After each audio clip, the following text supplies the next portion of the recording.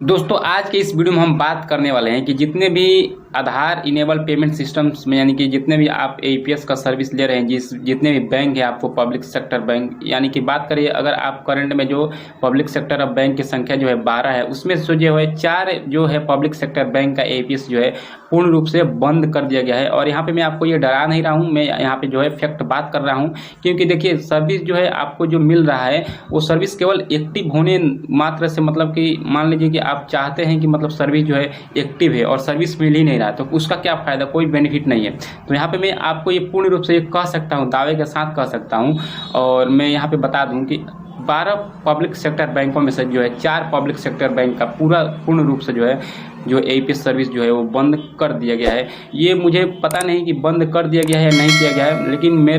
मैंने जो 2 AEPS ID ले रखी है उसमें से जो है इन चारों बैंकों में से किसी मतलब दोनों आईडी में जो है एईपीएस सर्विस काम नहीं करता है कैश विड्रॉलिंग का। और यहाँ पे मैं आपको जो है ये भी मतलब बताना चाहूँगा कि आप देख रहे होंगे पिछले जो है 2-3 माह के अंदर में जो है बहुत सारा जो है एईपीएस के नियम में परिवर्तन किए जा रहे हैं। प्रत्येक बैंक जो है अपने जो है लिमिट लगा रहा है कुछ, मतलब कि अगर आप एईपीएस का सर्विस लेना चाह रहे हैं। जैसे कि मैं बात करूं, अगर आप यहाँ पे देख पा रहे होंगे सेंट्रल बैंक ऑफ इंडिया की, तो उसने मतलब ये नोटिफिकेशंस में भी बोला है, नोटिस निकाल करके कि जितने भी कस्टमर्स हैं हमारे, अगर उनका जनधन खाता है तो उनको जो है बैंक में नोटिस मतलब विजिट करने की जरूरत नहीं है क्योंकि वो अपना एईपीएस का सर्विस ले सकते हैं कहीं मतलब। लेकिन अगर आप जनधन के अंदर खाते नहीं है सेंट्रल बैंक ऑफ इंडिया का अंदर में, तो आपको जो है बैंक में विजिट करके आपको ये बताना होगा कि हम एईपीएस का सर्विस लेना चाहते हैं। तो आप वहाँ पे रिक्वेस्ट डालेंगे तब आप जाकर जो है एईपीएस का सर्विस ले पाएंगे। लेकिन यहाँ पे बात करें कि एईपीएस का सर्विस जो है सेंट्रल बैंक ऑफ इंडिया का कभी काम ही नहीं करता है। मैं यहाँ पे देख पा रहा हूँ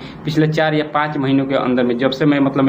ये मुझे याद है जहाँ तक कि मैं मई से जो है एईपीएस का सर्विस जो है सेंट्रल बैंक ऑफ इंडिया का नहीं दे पा रहा हूँ कैश विड्रॉलिंग का। यहाँ पे अगर देखें तो पिछले 3 माह के अंदर में जो बैंक ऑफ बड़ौदा का सेम केस देखने को आया है कि बैंक ऑफ बड़ौदा के साथ साथ जितने भी मतलब उसमें जो बैंक मर्ज हुए हैं, विजया बैंक की बात करें, देना बैंक की बात करें, उसका भी एईपीएस सर्विस काम नहीं करता है क्योंकि जो है ये मर्ज हो चुके हैं। तो अब देना बैंक और जो है और विजया बैंक भी है वो बैंक ऑफ बड़ौदा ही हो गया है। तो ये सब मिलाकर जो है कहीं ना कहीं देखने को बात की जाए। और एक रहा जो इंडियन बैंक का भी वही हाल है, सेम कंडीशन है, इसका भी एईपीएस सर्विस कभी कभी काम नहीं करता है। यानी कि कभी कभी काम नहीं करने का मतलब पूर्ण रूप से ही है, इसको बोल सकते हैं कि काम नहीं करता है दोस्तों। तो अब मुझे ये पता नहीं कि मेरे ऐप्स में फॉल्ट है या मतलब जो भी हमने आईडी ले रखी है, हमने 2 आईडी ले रखी है, एक नोवोपे का और ये जो दूसरा है वो एयरटेल पेमेंट्स बैंक, आप सबको पता होगा। तो हमारे जो जितने भी आईडी मतलब हैं इन दोनों में किसी भी बैंक अकाउंट्स में मैंने 4 बैंक को बताया, जो है बैंक ऑफ बड़ौदा हो गया, इसके अंदर में 2 बैंक आ रहे हैं, देना बैंक और विजया बैंक,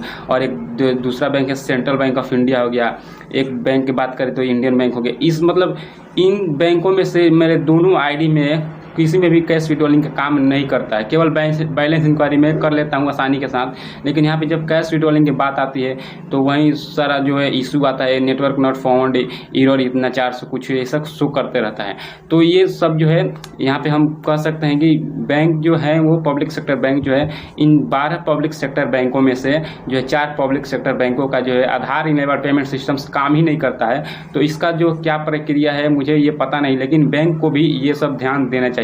कि हमारा जो सर्विस है वो नाम मात्र के है या केवल सर्विस भी देता है। तो इस पे जो है